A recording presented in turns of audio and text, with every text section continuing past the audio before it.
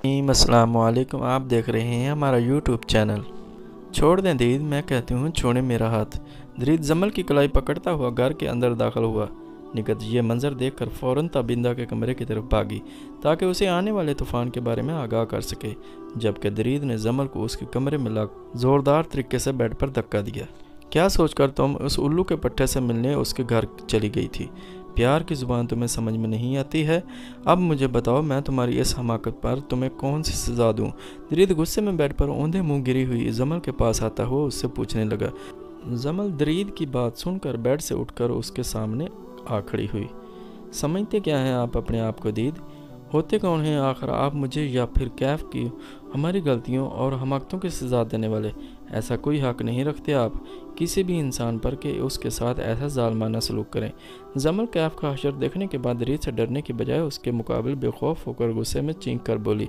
वही दरीद ने जमल के बालों को अपनी मुट्ठी में जकड़कर उसका चेहरा अपने चेहरे से करीब किया। किसी दूसरे इंसान पर बेशक हक हो ना हो, मगर तुम पर मैं मुकम्मल हक रखता हूँ। सुना तुमने? उस वक्त मैं तुम्हारी ये दोनों टांगें भी तोड़ सकता हूँ और ये तुम्हारी ज़ुबान भी काट सकता हूँ, जो गलती करने के बावजूद तुम मेरे आगे चला रही हो। दरीद एक हाथ से जमल के बालों को मुट्ठी में जकड़े दूसरे हाथ से उसका मुंह दबोचता हुआ गुस्से में भरे लहजे में बोला। तकलीफ की शिद्दत से जमल ने दरीद की शर्ट मुट्ठी में दबोच ली। ये क्या कर रहे हो दरीद, छोड़ो जमल को। ताबिंदा जमल के कमरे में आकर हैरत ज़दा होकर दरीद को देखने लगी, फिर उसको टोकती हुई बोली। दरीद ने ताबिंदा की आवाज़ पर मुड़कर उसे देखा। जमल ताबिंदा को देखकर रोने लगी तो दरीद ने अपनी मुट्ठी से उसके बालों को आज़ाद किया और उसका चेहरा झटक कर ताबिंदा के पास आया। मुझे तुमसे ऐसे रवैये की उम्मीद नहीं थी। ताबिंदा दरीद की बात करने से पहले अफसोस भरे लहजे में उससे बोली। मुझे भी इससे ऐसी हरकत की तवक्को नहीं थी। पूछें इससे, ये उस लड़के के घर क्या करने गई थी, वो भी अकेली, जिस लड़के की तस्वीर मैंने आपको अपने मोबाइल पर दिखाई थी? वो लड़का आखिर कौन होता है उसे ये मशवरा देने वाला कि ये मुझसे डिवोर्स ले? पूछें आप इससे, आखिर उसके दिमाग में क्या चल रहा है मेरे और अपने रिश्ते को लेकर? दरीद अपना गुस्सा जब्त किए बगैर ऊंची आवाज़ में जमल की तरफ इशारा करता हुआ ताबिंदा से बोला। ताबिंदा अफसोस भरी निगाहों से जमल की तरफ देखने लगी, जो कि हैरत ज़दा होकर दरीद की बातें सुन रही थी। यानी दरीद उसकी और कैफ की जासूसी भी करता आया था और वो उस पर नज़र भी रखे हुए था। क्यों मिलने गई थी तुम कैफ के घर? जमल, तुम जो भी बोलोगी मेरे सामने बिल्कुल सच बोलोगी। बताओ मुझे, तुम पहले भी कैफ से अकेली मिलती रही हो? ताबिंदा जमल के पास आकर उससे सख्त लहजे में पूछने लगी। दरीद वही खामोश खड़ा जमल को देख रहा था। उसे उस वक्त जमल पर शदीद गुस्सा था। पसंद करता है कैफ मुझे, शादी करना चाहता है वो मुझसे। खामोश रहने से बेहतर जमल को सच्चाई बयान करना लगी थी, इसलिए वो आहिस्ता आवाज़ में ताबिंदा से बोली, जिससे ताबिंदा की आंखें हैरत से खुली रह गई। मगर जमल की बात सुनकर दरीद के तन बदन में चिंगारियां भर गईं। वो अपने हाथों की दोनों मुट्ठियों को बंद किए अपना गुस्सा जब्त करने लगा। और कैफ के ख्यालात जानकर भी तुम उससे मिलती रही, क्यों बरकरार रखी तुमने कैफ से दोस्ती? शर्म नहीं आ रही तुम्हें? किसी दूसरे मर्द के निकाह में होने के बावजूद तुम किसी ढठाई से ये सब मेरे सामने बोल रही हो। ताबिंदा गुस्से में से जमल को दोनों बाजुओं से पकड़कर झंझोड़ती हुई पूछने लगी, जबकि दरीद ताबिंदा लिहाज करके जब्त किए हुए खड़ा था। मामा, मैं खुद भी कैफ से शादी करना चाहती हूँ। जमल को समझ में नहीं आया वो बहुत ऐसा से, मगर कैसे उसके मुंह से ये लफ्ज़ निकल गए। जैसे सुनकर ताबिंदा एकदम उसके दोनों बाजुएं छोड़ती हुई पीछे हटी। वो बेयकीनी से अपनी बेटी को देखने लगी। इतनी ही बेयकीनी से दरीद जमल को देख रहा था, मगर उसने ताबिंदा की तरह हैरानगी से जमल को देखने से काम नहीं लिया था, बल्कि जमल की तरफ बढ़कर ज़ोरदार थप्पड़ उसके मुंह पर रसीद किया, जिससे ताबिंदा एकदम हवास में आई। अब दोबारा बोलो, किससे शादी करना चाहती हो तुम? दरीद ने गुस्से में जमल के चेहरे का रुख अपनी तरफ करते हुए उससे जा रहना अंदाज में पूछा। आप इस तरह से अपने लिए मेरा इनकार इकरार में नहीं बदल सकते हैं दीद। मेरा जवाब अब भी वही है, मैं कैफ से शाह। उससे पहले जमल अपना जुमला मुकम्मल करते दरीद अपने दोनों हाथों को जमल की गर्दन में पर रख कर उसका गला दबाने लगा। दरीद छोड़ दो उसको, वो तो पागल हो चुकी है। तुम क्यों पागलपन कर रहे हो? खुदा के लिए छोड़ दो उसे। ताबिंदा यूं अचानक दरीद के रद्द अमल पर घबरा गई और उसके दोनों हाथों को जमल की गर्दन से हटाने लगी, मगर नाकाम रही। एक बार फिर नाम लो उस कमीने का अपनी ज़ुबान से, फिर देखना मैं तुम्हारा क्या हशर करूँगा। वो ताबिंदा की बात सुने बगैर जमल पर गुस्से में झाड़ता हुआ बोला। तकलीफ से जमल का चेहरा सुर्ख होने लगा। उसने दरीद के सीने पर अपने दोनों हाथ रख कर उसे पीछे हटाना चाहा। ताबिंदा भी मुसलसल कोशिश में लगी हुई थी। दरीद जमल की गर्दन से अपने हाथ हटा दे, इसलिए रोती हुई बोलने लगी। दरीद क्या कर रहे हो, वो मर जाएगा, खुदा के लिए उसको छोड़ दो, वो अब ये नाम कभी भी अपनी ज़ुबान पर नहीं लाएगी, तुम्हें समन की कसम है, प्लीज़ जमल को छोड़ दो। तबिंदा दरीद से जमल को छुड़वाते हुए दूर रो पड़ी। तब दरीद ने अपने दोनों हाथ जमल की गर्दन से हटाए। जमल ने ढाल अंदाज में फर्श पर बैठती चली गई, जबकि तबिंदा अब बेड पर बैठे दोनों हाथों से सर को पकड़े रो रही थी। सुना आपने, ये क्या चाह रही है कि मैं अपनी बीवी का हाथ खुद उसके चाहने वाले के हाथ में दे दूं? किस तरह का मर्द समझती हैं ये मुझे? कैसे मेरे साथ ये इस तरह कर सकती है? आप पूछें इससे। ये मेरे निकाह में होकर किसी गैर मर्द का ख्याल अपने दिल में भी ला सकती है, सिर्फ इस वजह से कि वो लड़का उससे मोहब्बत करता है। दरीद गुस्से की शिद्दत से चीखता हुआ तबिंदा से पूछने लगा। उसकी मर्दानगी ये ज़रा बर्दाश्त नहीं कर पा रही थी कि उसकी मनकूहा के दिल में उसकी बजाय कोई दूसरा मर्द बसता है। यहाँ मुझे देखकर बताओ, वो कल का लड़का तुम्हारा नन्ना मुन्ना सा आशिक तुम्हें मुझसे ज़्यादा चाह सकता है? नहीं, कभी नहीं। तुम्हें दरीद आज़म से कोई ज़्यादा कोई नहीं चाह सकता। सुना तुमने? दरीद आप खुद भी फर्श पर बैठकर सुस्ती हुई जमल के सामने बैठ के गुस्से में उससे बोला, मैं दरीद आज़म को नहीं चाहती। जमल अपना चेहरा दरीद के करीब करते हुए आराम से बोली, जिस पर तबिंदा डर के मारे दरीद को देखने लगी, जबकि दरीद की जुबान तालू से चिपक गई। वो खामोशी से अपने सामने बैठी उस लड़की को देखने लगा जिसे उसने बचपन से अब तक बेतहाशा चाहा था, मगर वो उसको नहीं चाहती थी। तबिंदा बेड से उठकर जमल के पास आई, उसको हाथ पकड़कर उठाते हुए बोली, क्या चाह रही हो तुम इस वक्त? जमल बताओ मुझे, मैं खुद तुम्हें अपने हाथों से मार डालूंगी। क्यों कर रही हो ऐसा? ऐसे की थी मैंने तुम्हारी तरबियत, ज़रा शर्म नहीं आ रही तुम्हें ये सब बोलते हुए? तबिंदा जमल के मुंह पर थप्पड़ जड़ती हुई उससे पूछने लगी, जबकि दरीद से सब बातों से अनजान खामोशी से अपने कमरे में चला गया। मैं दरीद आज़म को नहीं चाहती, मैं दरीद आज़म को नहीं चाहती। वो सोफे पर बैठा हुआ ना जाने कब से स्मोकिंग कर रहा था। जमल के जुमले बार बार उसके कानों में बाज़गश्त कर रहे थे। कठिन का एहसास बढ़ता ही चला जा रहा था। तब टेबल पर रखे अपने मोबाइल के स्क्रीन पर उसकी नज़र पड़ी, जहां अहमर की कॉल आ रही थी। हाँ अहमर बोलो, क्या इन्फॉर्मेशन मिली उस लड़के के बारे में? दरीद सारी बातें अपने जहन से झटक कर अहमर की कॉल की तरफ मुतवज्जे हो चुका था। जैसे जैसे अहमर उसे कैफ के बारे में बता रहा था, वैसे वैसे दरीद के माथे पर शिकनियाँ नुमायाँ होने लगी। अब तुम आगे देख लो क्या करना है, या फिर मुझे बता दो, मैं खुद देख लेता हूँ उस लड़के को। इस वक्त तो वो तुम्हारी बदौलत अस्पताल में मौजूद है, मगर उसने अपना हशर बिगाड़ने वाले का नाम नहीं लिया। अहमर सारी बातें दरीद को बताने के बाद उससे बोला, ठीक है, नहीं तो उस मामले के बीच में नहीं पड़ो, ये कोई इतना बड़ा इशू नहीं है, मैं खुद हैंडल कर लूँगा। दरीद ने अहमर से बोलकर मोबाइल रख दिया। उस वक्त रात के 12 बज रहे थे। दोपहर के वाक़े के बाद वो वापस ऑफिस नहीं गया था, बल्कि तब से अपने कमरे में मौजूद था। रात में तबिंदा ही उसके कमरे में खाना लेकर आई थी, और तबिंदा ने ही उसे बताया था कि वो जमल से उसका मोबाइल ले चुकी है। अब जमल कल से यूनिवर्सिटी भी नहीं जाएगी और ना ही घर से बाहर कदम निकालेगी। तबिंदा ने उसको यकीन दिलाया था कि अब जमल कभी भी उस लड़के का जिक्र नहीं करेगी। वो जमल को अच्छी तरह समझा चुकी है। दरीद बिना कुछ बोले तबिंदा की सारी बातें खामोशी से सुन रहा था। उसे नहीं मालूम था कि तबिंदा उससे किस बिना पर ये बातें कर रही है। क्या मरते हुए शोहर का पास रखने के लिए वो ये सब कह रही थी? क्योंकि आज़म ने मरने से पहले एक दिन तबिंदा से ये वादा लिया था कि वो दरीद का ख्याल रखेगी, जमल और दरीद के रिश्ते को कभी भी टूटने नहीं देगी। ऐसा तबिंदा ने खुद आज़म का जिक्र करते हुए दरीद को बताया था। वो खुद भी अंदाज़ा लगा चुकी थी कि दरीद उसकी बेटी से मोहब्बत करता है। शायद इसलिए भी वो ये चाहती थी कि उसकी बेटी किसी दूसरे लड़के का ख्याल अपने दिल से निकाल दे, या फिर उम्र के उस हिस्से में आकर वो अपनी जवानी में किए गए अमल पर पशेमा महसूस कर रही थी। उसने भी शादीशुदा होकर आज़म से ताल्लुक़ रखा था। अब ये सब उसकी बेटी कर रही थी, तो शायद उसे एहसास हो रहा था कि उसकी बेटी गलत कर रही है। दरीद ने इन सारी बातों को सोचने के बाद जहन से झटक कर सोफे से उठा। मैं दरीद आज़म को नहीं चाहती। एक बार फिर जमल का बोला हुआ जुमला उसके कानों से टकराया। साइड टेबल के दराज से अपना रिवॉल्वर निकालकर उसे जैकेट में छुपाता हुआ वो जमल के कमरे में जाने लगा। वो रात के वक्त जमल के कमरे में दाखिल हुआ तो कमरे की लाइट ऑफ थी। लैम्प की रोशनी में बेड पर बेखबर सोए हुए वजूद को देखकर वो दरीद अंदाज़ा लगा चुका था कि जमल गहरी नींद सो रही है।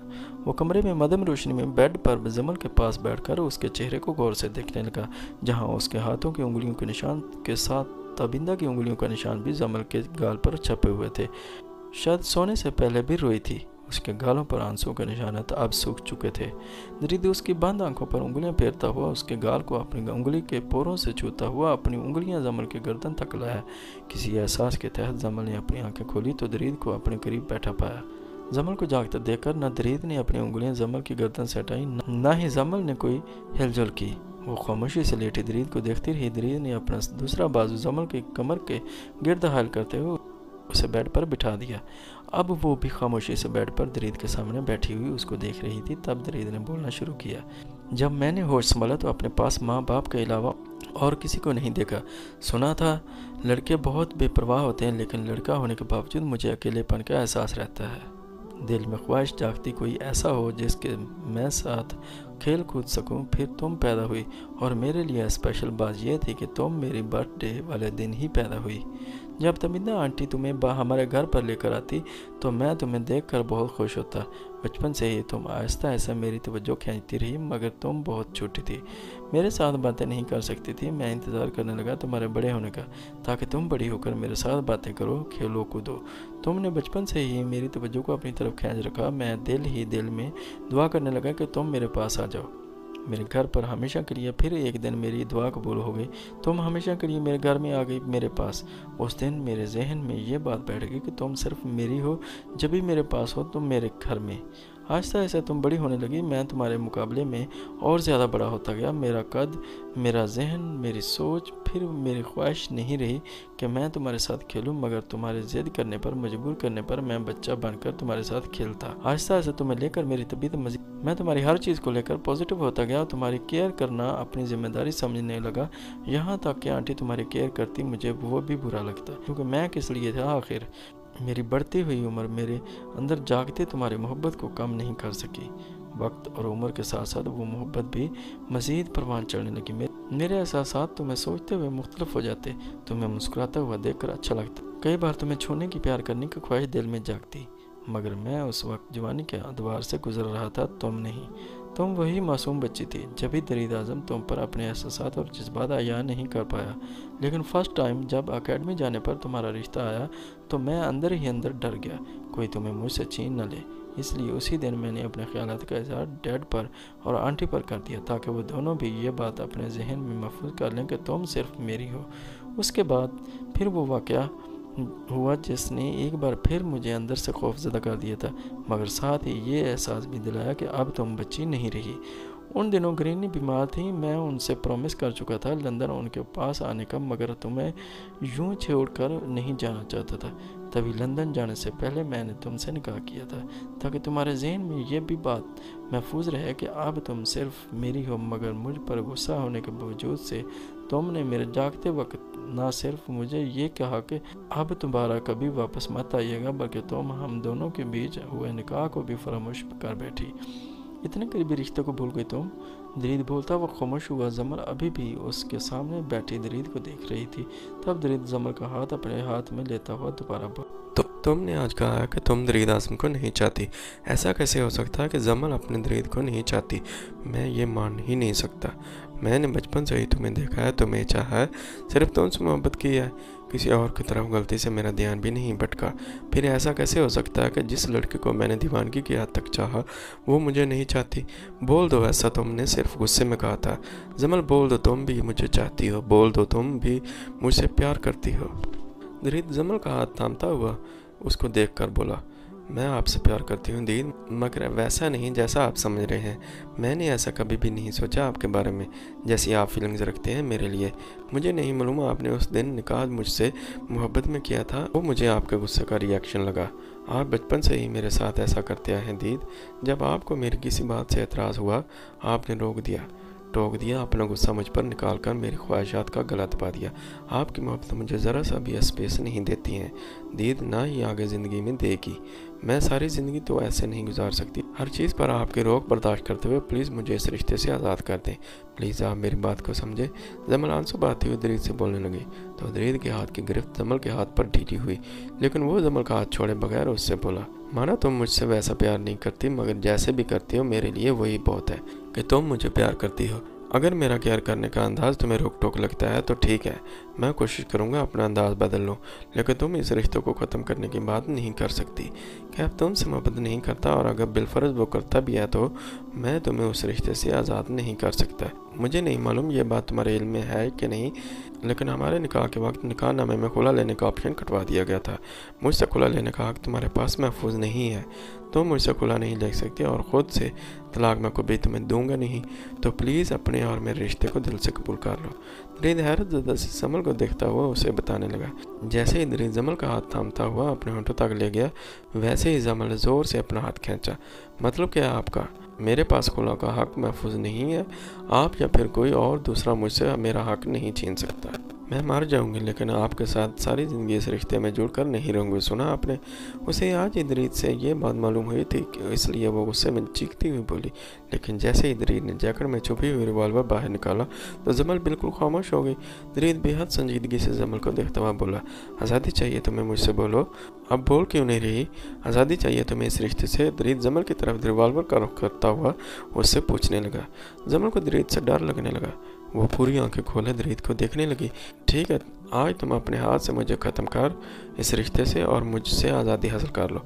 मैं तुम पर अपना खून माफ़ कर देता हूँ, क्योंकि मेरी मौत की सूरत ही तुम्हें अब इस रिश्ते से आज़ादी मिल सकती है। वैसे तो मैंने खुद से तुम्हें जुदा नहीं होने दूंगा।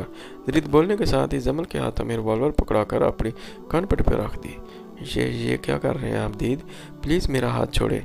हटाए इस रिवॉल्वर पकड़े हुए जमल का हाथ दरीद के हाथ में था, जिस दरीद ने ज़बरदस्ती गिरफ्त में लेकर अपने कानपट पर रखा हुआ था। जमल का दिल खौफ के मारे किसी अनहोनी के डर से बुरी तरह कांपने लगा। नहीं, आज ख़त्म कर डालो मुझे ताकि तुम्हें आज़ादी नसीब हो जाए। वैसे भी तुम मुझसे मोहब्बत नहीं करती, ये सोच ही मुझे मारे जा रही है। मैं मोहब्बत करती हूँ आपसे दीद, बहुत मोहब्बत करती हूँ। आप दोबारा कभी भी आपसे दूर जाने की बात नहीं करूँगी, प्रॉमिस। जमल अपना हाथ मुसलसल दरीद की गिरफ्त से छुड़वाती हुई खौफजदा अंदाज में चीख कर बोली। तब दरीद ने जमल का पकड़ा हुआ हाथ छोड़ा। जमल ने फौरन अपने हाथ में मौजूद रिवॉल्वर को डर के मारे फर्श पर फेंका और दरीद के सीने से लग कर रोने लगी। आपको कभी कोई नुकसान नहीं पहुंचा सकती थी। मैं कभी भी आपके साथ बुरा नहीं कर सकती, ना बुरा होते बर्दाश्त कर सकती हूँ। खुदा के लिए दोबारा कभी भी ऐसा मत करिएगा, वरना मेरे पास कुछ भी नहीं बचेगा। मैं करती हूँ आपसे मोहब्बत, प्लीज़ दीद ऐसा मत करिएगा आइंदा। जमल दरीद के सीने से लगी हुई उससे बोल रही थी, जबकि दरीद की नज़रें अब कमरे के दरवाजे पर टिकी हुई थी, जहाँ दरवाजे का हैंडल को पकड़े काफ़ी देर से खड़ी हुई तो बिंदा सारा तमाशा खामोशी से देख रही थी। वो बिना आवाज़ के कमरे का दरवाज़ा आहिस्ता से बंद करती हुई वहाँ से चली गई। तब दरीद ने जमल के वजूद को अपने हिसार में लिया, जो उसके सीने से लगी हुई अभी तक दरीद कोई हरकत पर रो रही थी। आई नो तुम मुझे प्यार करती हो, बस तुम मुझ पर गुस्सा थी, मुझसे नाराज़ थी, इसलिए कैफ की तरफ मुतवज्जे हो गई। इसलिए तुम्हें कोई दिली लगाव नहीं है। तुम अपने और मेरे रिश्ते को आखिर क्यों दिल से कबूल नहीं कर पा रही? हम दोनों ने बचपन से एक दूसरे को आमने सामने देखा है, तो फिर हम सारी ज़िंदगी क्यों नहीं एक दूसरे के साथ रह सकते? बताओ मुझे। जिस जमल का चेहरा अपने दोनों हाथों में थाम कर उससे पूछने लगा। जमल के चेहरे पर अभी भी खौफ के आसार दिख रहे थे। वो दरीद के रिएक्शन से खौफजदा की गई थी। दरीद उसकी आंखों से आंसू साफ करता हुआ दोबारा बोला, रोना बंद करो जमल, मैं तुम्हें अपने आप से दूर करने का तसव्वुर भी नहीं कर सकता। जब भी ये सब जज्बात में कर बैठा, अब ऐसा कभी भी नहीं करूँगा। बस तुम्हारे मुंह से ये अल्फाज नहीं सुन सकता कि तुम मुझसे प्यार नहीं करती, मेरे साथ नहीं रह सकती। आइंदा ऐसा कभी मत बोलना प्लीज़। दरीद जमल के वजूद को अपने इशार में लेकर बेड पर लिटाता हुआ उस पर झुका। दीद जमल उससे पहले दरीद को कुछ बोलती वो अपनी उंगलियां जमल के होंठों पर रख चुका था। बहुत ज़्यादा दिल जला है आज मेरा, सिर्फ 5 मिनट मुझे अपनी गुर्बत के देकर खुद में सुकून महसूस करने दो, उसके बाद मैं तुम्हारे कमरे से चला जाऊंगा। दरीद जमल से बोलकर उसकी गर्दन पर झुक गया। अपने आज के लिए किए गए गुस्से का अजाला इसकी गर्दन को अपने होंठों से छूकर पूरा करने लगा, जबकि जमल खामोशी से दीवार पर टंगी घड़ी में 5 मिनट गुजरने का इंतजार करती, साथ ही ये सोचने लगी कि अब उसे कैफ को बुलाना होगा। अपनी गर्दन पर दरीद के सांसों की गरमाइश से उसमें कोई एहसास बेदार नहीं हुए। वो बुत बनी लेटी हुई वॉलक्लॉक को देखे जा रही थी। तब दरीद ने जमल के गाल पर अपना हाथ रखकर उसके चेहरे का रुख अपनी तरफ किया। लव यू माई लाइफ, मदहोश से दरीद की आवाज़ जमल के कान से टकराई, जिसके बाद वो अपनी सांसों के गरमाए जमल के सांसों में उतारने लगा। जमल की बंद आंखों से आंसू जारी होने लगे। दरीद की उंगलियां जमल की गर्दन पर आहिस्ता से रकस करती हुई सरहद पार करके हदूद से निकलती गई। उसने एकदम दरीद का हाथ पकड़ा, मगर अब वहाँ दरीद के होंठों का लिमस से उसे तड़पा रहा था। लीव मी दीद, 5 मिनट हो चुके हैं। जमल के याद दिलाने पर दरीद होश में आया। वो जमल को खामोशी से देखता हुआ उठकर अपने कमरे से चला गया। क्या हमाकती कर रहा तुमने जमल के कमरे में जाकर उसके सामने की? मैं तो तुम्हें अच्छा खासा मैच्योर इंसान समझती थी, लेकिन तुम्हारा जज्बातीपन देखकर तो मुझे अब जमल के साथ साथ तुम्हारी भी फिक्र हो रही थी। तबिंदा सुबह नाश्ते के टेबल पर मौजूद थी। जब दरीद ऑफिस जाने के लिए तैयार होकर डाइनिंग हॉल में आया तो वो उसे देखकर शुरू हो गई। कौन सी हरकत की बात कर रही हैं आप? अच्छा, वो रिवॉल्वर वाली। वो रिवॉल्वर तो खाली था। क्या हुआ? अब ऐसे क्यों घूर रही हैं मुझे? आपकी बेटी के लिए जज्बाती ज़रूर हूँ, मगर बेवकूफ़ नहीं कि अपनी जान ले लूँ। दरीद कुर्सी खींच कर उस पर बैठता हुआ नॉर्मल अंदाज में बोला तो तबिंदा उसे पूरी आंखें खोलकर दरीद को घूरने लगी। फिर कुछ याद आने पर एकदम बोली, वैसे कल तुम जमल से ये भी कह रहे थे कि वो खुला का हक अपने पास महफूज नहीं रखती, यानी वो अपनी मर्जी से खुला नहीं ले सकती। तबिंदा नाश्ते से हाथ जो खींच कर दरीद को देखती हुई उससे पूछने लगी, तो ये बात इतना ऊंचा बोलने की क्या ज़रूरत है? आहिस्ता तो बोले।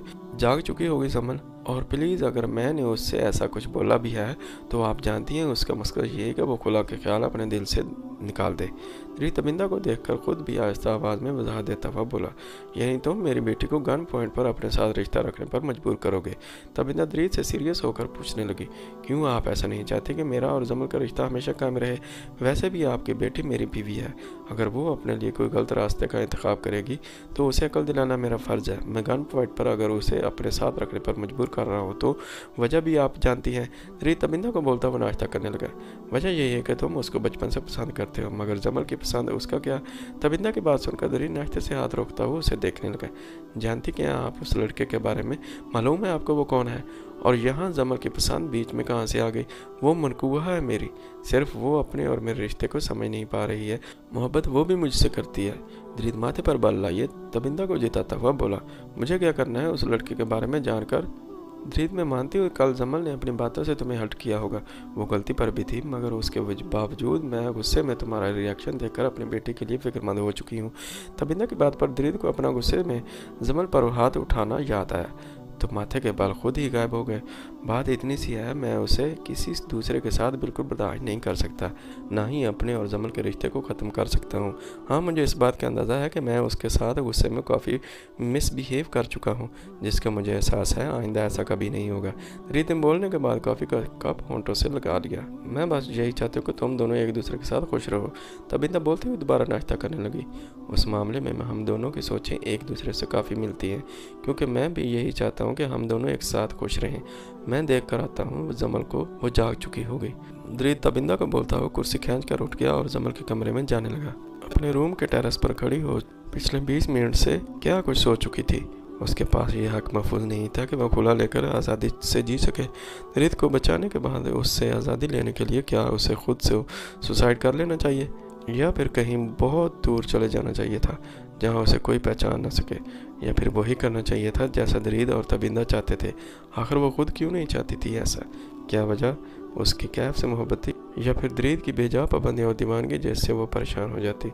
कल तबिंदा उससे न सिर्फ उसका मोबाइल ले चुकी थी, बल्कि उसके यूनिवर्सिटी जाने पर भी तबिंदा ने पाबंदी लगा दी थी।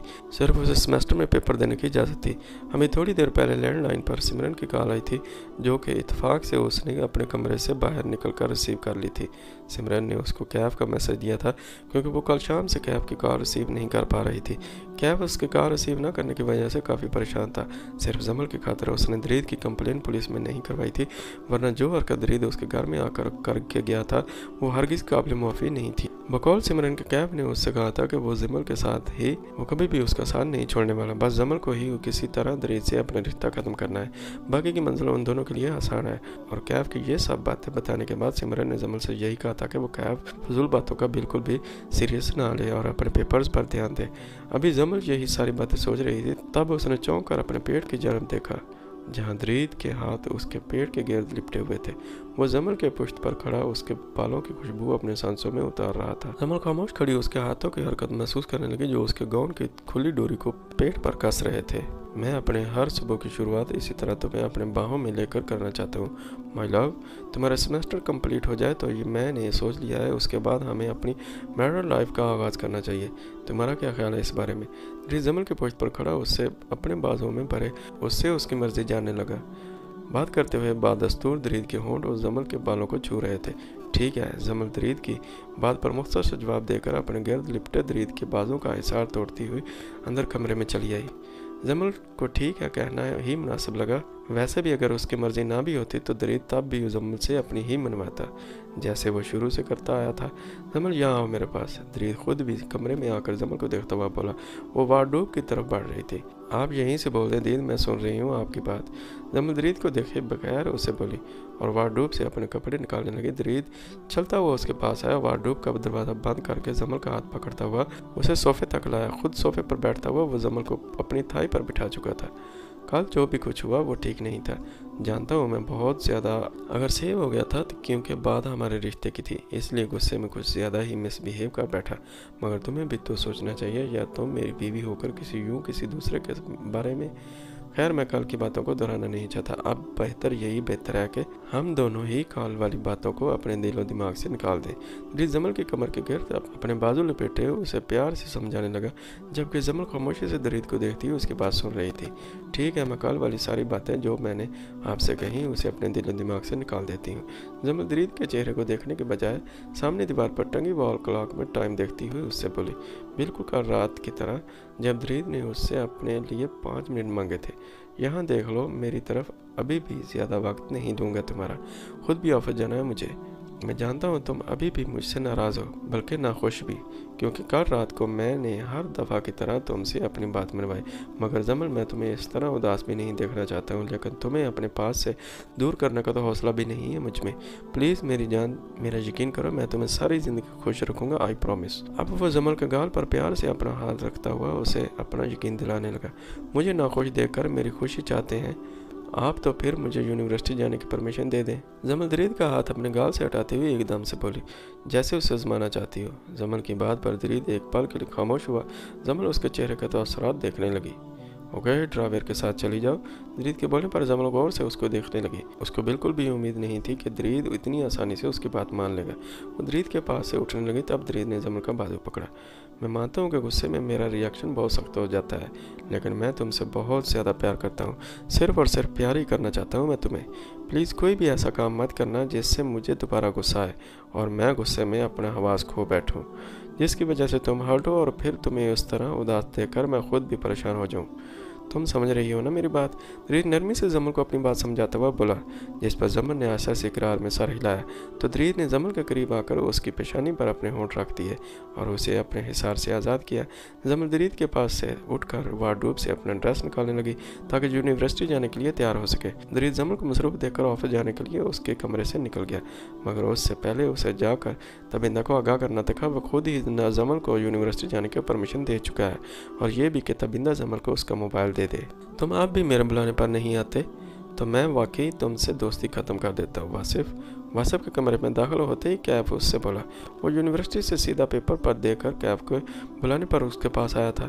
यार क्यों इतने ज़्यादा जज्बाती हो रहे हो? तुम्हें मालूम है सेमेस्टर चल रहे हैं, इसी वजह से वक्त नहीं निकाल पा रहा था मैं तुम्हारे पास आने के लिए। बताओ अब कैसी कंडीशन है तुम्हारी? वासिफ कैफ से उसकी तबीयत के बारे में पूछता हुआ रिलैक्स अंदाज में सोफे पर बैठा। मेरी कंडीशन तो आप बिल्कुल सेट है, मगर तुम सब लोगों को क्या हो गया है? आखिर क्यों तुम लोग मिलकर मुझे इस तरह इग्नोर कर रहे हो? पूरे 20 दिन गुजर चुके हैं। पहले जमल मेरी कॉल रिसीव नहीं कर रही थी, अब मुसलसल उसका नंबर बन जा रहा था। जमल के बारे में सिमरन या निशा से भी बात करता हूँ तो वो दोनों ही मुझे टालने वाले अंदाज में जवाब देती हैं। वासिफ मैं जमल से बात करना चाहता हूँ, प्लीज़ मेरी उससे बात करवाओ। क्या आपकी बात सुनकर वासिफ संजीदगी से सीधा होकर बैठा। देखो क्या, मैं तो तुम्हारे और जमल के मामले से बिल्कुल अनजान था यार। मुझे जमल के लिए तुम्हारी पसंदीदगी का मालूम था, मगर ये नहीं मालूम था कि तुम दोनों की आपस में कमिटमेंट भी है। जमल ने गलत किया हम दोनों से अपने निकाह के बारे में छुपाकर, मगर सिमरन का कहना है ये भी है कि उसने तुम्हें अपने निकाह के बारे में बताया था। क्या यार ये सब तुम्हें ठीक लगता है? मतलब जमल पहले से ही कहीं अंगेज है और यह जानकर भी तुमने अपने कदम नहीं रोके। दरीद आजम से मिलने और उसको जानने के बाद भी तुम उसकी वाइफ से ताल्लुक़ रखते हो, फिर तो दरीद आजम का यही रिएक्शन बनता है जो कुछ वो तुम्हारे साथ करके गया। वासिफ आराम से बोलता हुआ कैफ को उसकी गलती के बारे में बताने लगा, क्योंकि दरीद ने कैफ के घर आकर जो सख्त रद्द-ए-अमल का इजहार किया था वो सिमरन, निशा और वासिफ तीनों को मालूम हो चुका था। वासिफ से खुद भी जमल की सरसरी सी बात हुई थी। वो सिर्फ पेपर्स देने के लिए यूनिवर्सिटी आती थी, फ़ौरन अपने ड्राइवर के साथ चली जाती थी। शादी करना चाहते हैं जमल और मैं एक दूसरे से। वो खुद भी दरीद से कोई ताल्लुक़ नहीं रखना चाहती। वो यहाँ डेट पर मुझसे मिलने नहीं आई थी, जो दरीद आज़म ने यहाँ आकर बात का बिला वजह बतंगड़ बनाया। यकीनन घर जाने के बाद उसने जमल को भी हर्ट किया होगा। ऐसा नहीं है कि जमल मुझसे कांटेक्ट ही ना करे। क्या गुस्से में वो वासिफ को जताता हुआ बोला। तो वासिफ ने भी उसकी गलतफहमी दूर करनी चाहिए। जमल को दरीद आज़म ने हर्ट किया हो या नहीं, ये तो उन दोनों का पर्सनल मामला है, मगर अब जमल खुद तुमसे कांटेक्ट नहीं रखना चाहती। वो ऐसा दरीद के दबाव में आकर कर रही है या फिर अपनी मर्जी से, ये तो मैं नहीं जानता, मगर कैफ तुम्हें नहीं लगता यही सही है? मेरे ख्याल में अब तुम्हें भी जमल का ख्याल अपने जहन से निकाल देना चाहिए। इसी में तुम दोनों की बेहतरी है। वासिफ अपनी तरफ से कैफ को समझाता हुआ बोला तो कैफ भड़क उठा। जमल अगर दबाव में आकर मुझे इग्नोर कर रही है या जानबूझकर, दोनों सूरतों में मैं उसका पीछा नहीं छोड़ने वाला, क्योंकि मैं कोई उल्लू का पट्टा नहीं हूँ कि कोई लड़की पहले मेरे इमोशन से खेले फिर बाद में मुझे इग्नोर कर दे और मैं खामोश बैठा रहूँ। देख लूँगा मैं जमल को भी और उस दरीद आज़म को भी।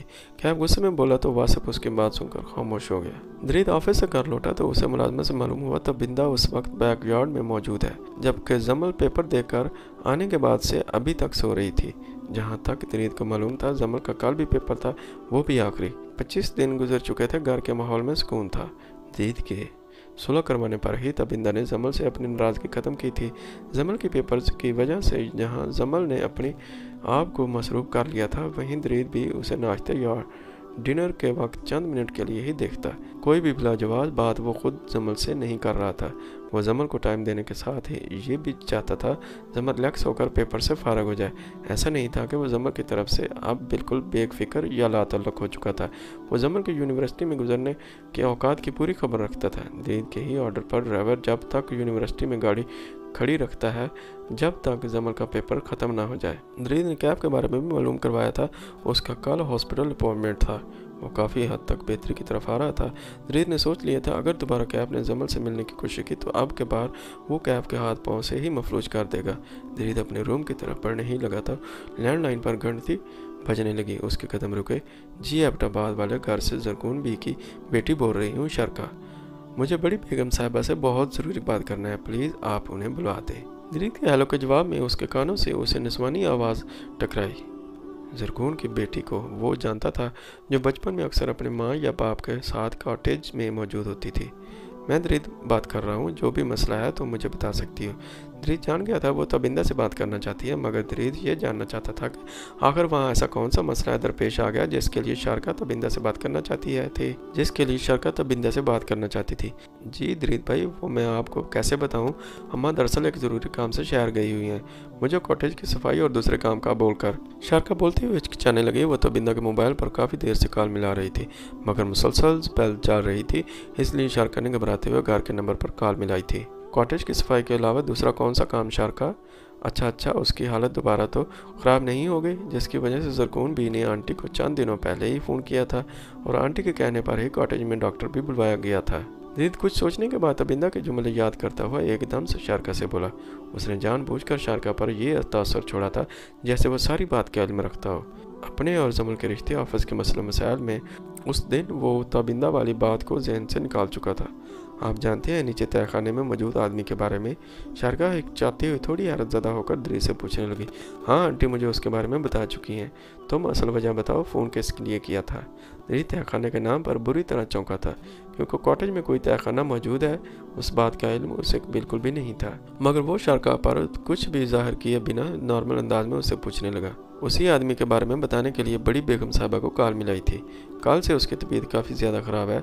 हाथ पाँव में बेड़ियों की वजह से जो ज़ख्म बन चुके थे वो अब बिल्कुल ख़राब हो चुके हैं।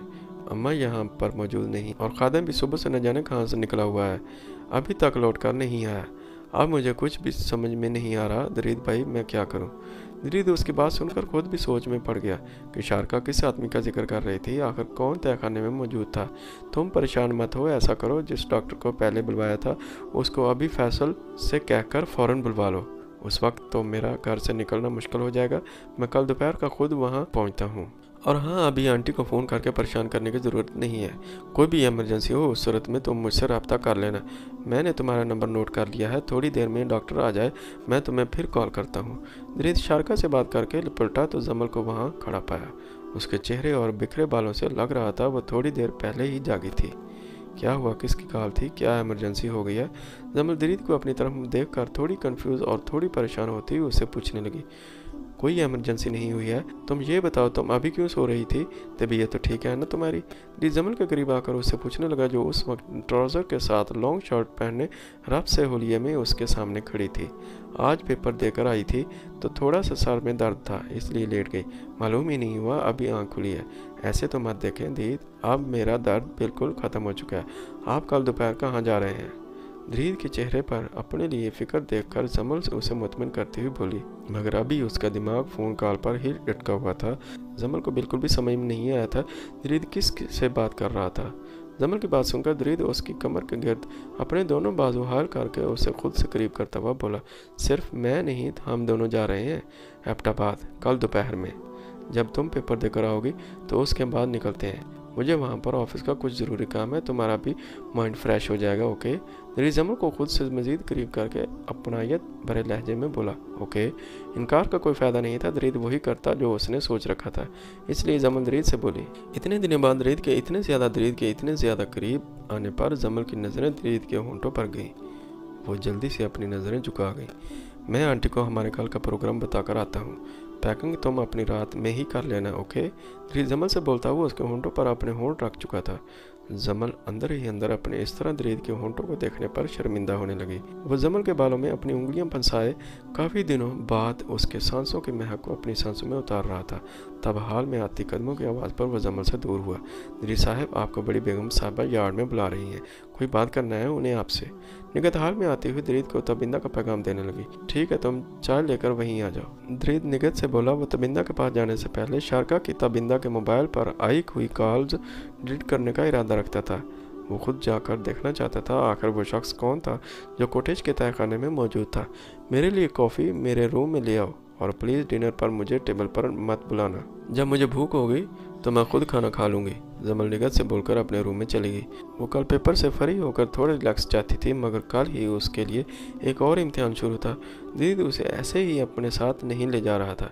यकीनन वो उसके साथ अपनी मैरिड लाइफ शुरू करने वाला था, जिसके बारे में वो जमल को बता चुका था, जिसके लिए फ़िलहाल जमल बिल्कुल तैयार नहीं थी। तो दोस्तों, मैं उम्मीद करता हूँ कि ये वीडियो आपको बहुत पसंद आई होगी। अगर आप ऐसी स्टोरीज देखना चाहते हैं तो प्लीज़ कमेंट्स में नेक्स्ट लिखिएगा और हमारे चैनल को सब्सक्राइब और लाइक कर दीजिएगा ताकि हमारी नई आने वाली वीडियो आप तक जल्दी पहुँच सके। Thank you very much.